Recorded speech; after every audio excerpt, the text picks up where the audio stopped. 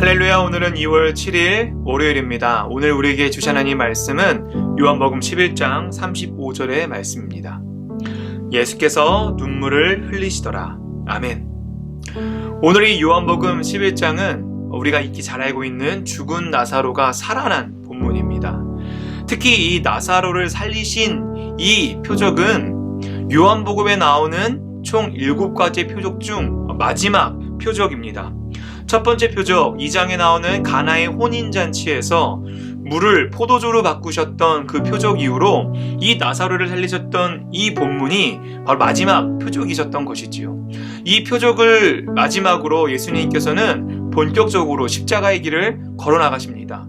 그렇기 때문에 오늘 이 본문은 예수님께서 그 십자가의 길을 본격적으로 걸어 나가시기 이전 마지막으로 표적을 행하시는 아주 중요한 의미를 담고 있죠.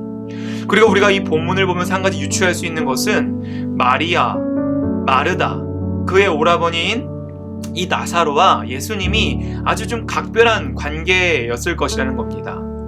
실제로 이 마리아와 마르다는 예수님께서 자신의 오라버니 이 나사로를 살려주시고 고쳐주시길 바랬습니다.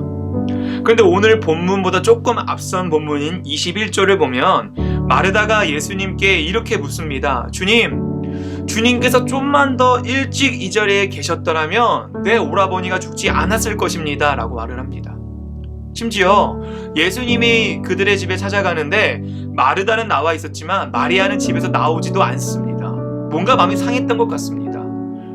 여러분, 이 마리아와 마르다에게는 믿음이 있었습니다. 예수님이 제때 오셨으면 나사로를 고쳐주셨을 거야, 회복되었을 거야 라고 하는 믿음이 있었지만 이것은 어디까지나 마리아와 마르다 자신들의 가치와 자신들의 생각 안에 예수님을 가둔 믿음이었습니다. 오늘 이 요한복음 11장을 유심히 살펴보면 예수님께서 조금 더 일찍 그들에게 가질 수 있었음에도 불구하고 어떤 마을에 유하시고 천천히 가진 것을 알 수 있습니다. 어쩌면 마리아와 마르다 입장에서 서운할 수 있었겠죠. 아니, 조금만 더 일찍 왔으면은 고쳐줄 수 있었을 텐데 이미 죽었다는 것이에요. 예수님이 늦을맞게 나타나셔서 이 오라버니가 죽어버린 것입니다. 그래서 마리아는 집에서 나오지도 않았습니다.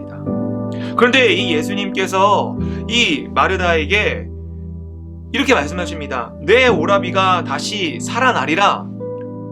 그런데 이것에 대한 반응은 마르다는 이렇습니다.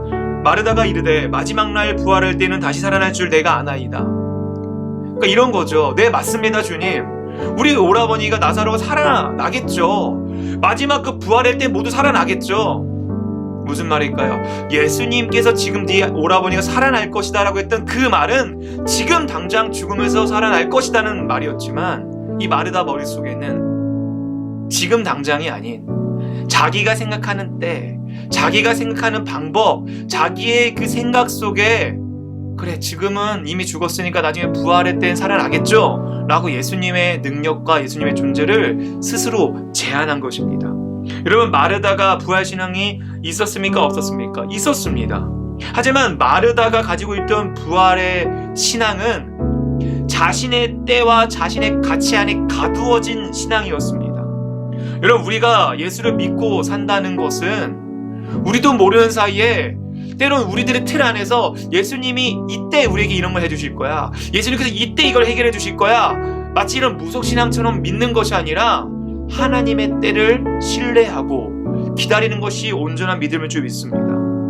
하지만 오늘 마르다와 마리아의 모습을 통해서 비록 예수님에 대한 믿음이 있었지만 자신들의 틀 안에 예수님을 가둔 믿음을 가지고 있던 그들의 한계를 통해서 우리들의 모습 또한 볼 수 있었던 것이지요. 그리고 오늘 이 본문에 또 하나 아주 재밌는 표현이 등장하는데요. 예수님이 눈물을 흘리셨다는 것입니다. 여러분, 성경에 예수님께서 눈물을 흘리셨다는 표현은 아주 조금 몇 개밖에 나오지 않을 정도로 드문 희귀한 본문입니다. 여러분, 이상하지 않습니까? 예수님이 왜 눈물을 흘리셨을까요? 물론 그 마리아, 마르다 마을 사람들이 나사로를 애통해하고 애곡해하는 걸 보고 슬퍼질 수 있었겠지만 여러분, 예수님 입장에서 생각해 보시기 바랍니다. 예수님은요, 이제 곧 말 한마디만 하면 나사로가 살아날 것을 아세요.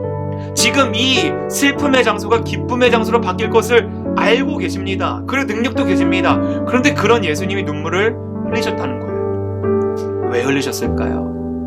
예수님께서는 자신이 그런 능력이 있었고 지금 이것을 문제를 해결할 능력도 있었지만 그 이전에 앞서서 하신 것이 뭐였습니까? 바로 그 아파하는 비통해하는 그들과 함께 슬퍼하시며 눈물을 흘리시며 그들의 마음을 헤아리시고 공감하셨다는 거예요. 예수님은 그 마리아와 마르다의 그 연약한 믿음을 아셨습니다. 그들이 자신의 틀 안에 가두어진 믿음이 있다는 것을 아셨지만 예수님이 그 문제 해결을 하시기 이전에 먼저 예수님이 보여주신 건 바로 공감이었고 그들의 마음을 어루만져 주신 거였습니다. 사랑하는 성도 여러분, 주님께서는 우리들의 연약함을 잘 아십니다. 그래서 우리들의 이 연약한 믿음으로 인해서 우리가 휘청거리는 것도 잘 아세요.